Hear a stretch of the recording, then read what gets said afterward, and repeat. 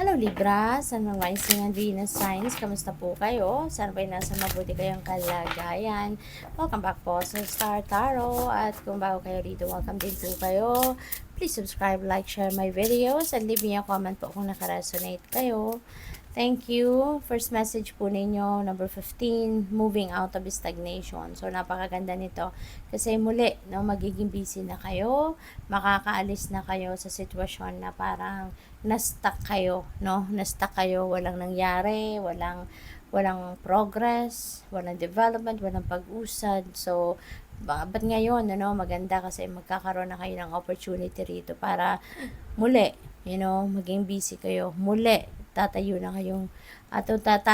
kayo on your toes dito and you're going to start taking action. So, that's really beautiful. What else? We have reconciliation. Ayan. So, mayroong mga pagbabate.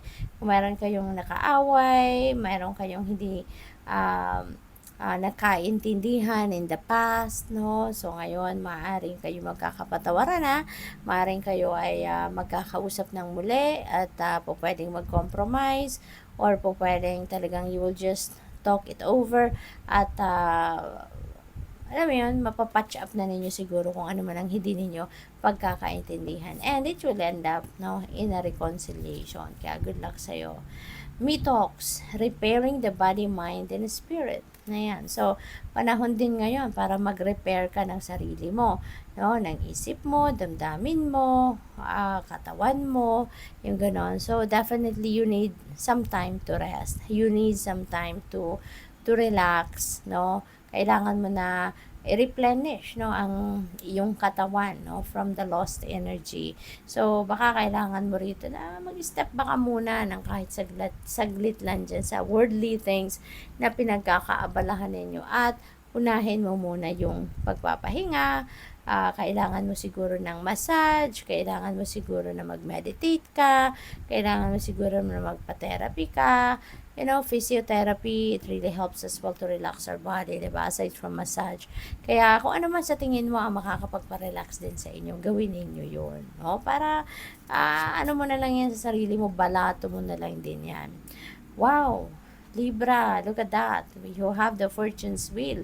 Luck and right timing. Ayan. So, divine timing has come para sa inyo. So, things are going to change for the better. Siswertehin kayo, mababalot kayo ngayon na swerte, and you are going to be lucky. At siguro, kung ano man yung mga gusto ninyong mangyari, no? Maaring yan ay mangyari. Maaring yung mga wonderful events, miraculous moments ay pwedeng mag-unfold around this time, no? During this period of time. Maraming pagbabago, maraming movement na pwedeng mangyari rito, no? But that's all for your best interest. Magbabago ang lahat, no? The wheel of life is going to turn in your favor ngayon. Kaya mababalot kayo ng swerte, no? Swerte sa pera, swerte sa paghahanap buhay, sa negosyo, sa love life, pamilya. It could be in all areas of life, no? Depende yan sa inyong sitwasyon. So, Libra, maraming salamat po, no, for being here. Thank you for subscribing to my channel. Thank you for supporting me, At kung hindi pa po kayo nakakapag-subscribe, subscribe na po kayo.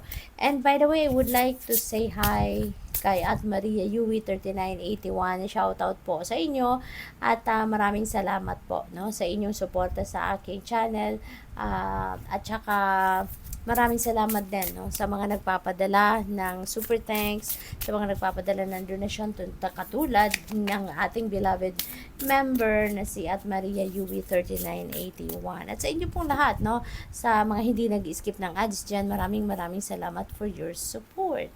So, beneath the surface, hidden truth, something unknown is coming to light. Meron ditong sikretong lalabas na, meron ditong natatagong katotohanan na time has come para lumabas na ito. So, it could be coming from you. No? Baka kayo ang panggagalingan ng truth na to, ng sikreto na to. Baka you want to liberate yourself from this secret, kaya gusto mo nang ilabas ito. Pwedeng ganun. Or baka manggagaling sa ibang tao at kayo malalaman ninyo ito, maririnig ninyo ito. So, po pwedeng ganun. Okay? So, what else? We have Archangel Zadkiel. There's compassion, forgiveness, no? So, may forgiveness tayo, may reconciliation. So, definitely, para kayo ay magkabate. So, talagang meron ditong compassion na mangyayari, no? Merong pagpapatawad na mangyayari. Kaya talaga you will end up in a good situation, no? Sa kung sino man itong, kunyari, nakaaway ninyo yan before, diba? May hindi kayo pagkakaintindihan before. So, ngayon, no, magkakaayos na din kayo, magkakapatawaran na kayo. We have Ascended Masters. Ang iba sa inyo dito, Libra, siguro, nagdadasal kayo lagi. Ito, specific Ascended Master, no? Baka meron kayong isang santo, or santa, or kay Mama Mary, di ba? Baka kayo ay nagdadasal with specific intentions sa kanila, no? Kaya good luck sa'yo. What else? Tingnan natin kung ano pa ang mga mensahe para sa'yo. Meron pong join button sa baba ng video, no? Kung interesado po kayo mag-member sa channel, yun lang po ang i-click ninyo. Maraming salamat. So, what else? You have 10 of Raphael. Ayan, napakaganda nito. There is love and blessings, no? That is going to fill your life. Kaya magiging masayang-masaya kayo, no? Masayang pamilya, masaya kayo with your person, with your kids, kung meron na kayong mga anak. Isang masayang pamilya ito, isang masayang relationship, isang masayang samahan, no? There will be harmony in your relationship, sa person ninyo, pati na rin sa mga kapamilya ninyo. Isang masaya, kontentado, fulfilled, no, na pamilya ang magkakaroon kayo rito, no? Yun na yung promise sa inyo ng card na to. Kaya napakaswerte ninyo, no? Kasi lahat ng effort na ginagawa ninyo, for sure hindi lang yan para sa inyo, but also for your family. Kaya maswerte sila, 'di ba, sa iyo, kasi you've been working so hard para na makapag-provide sa kanila. You've been working so hard para maging maayos, masaya, at maging maganda ang samahan ng bawat isa sa inyo sa inyong pamilya, no? What else?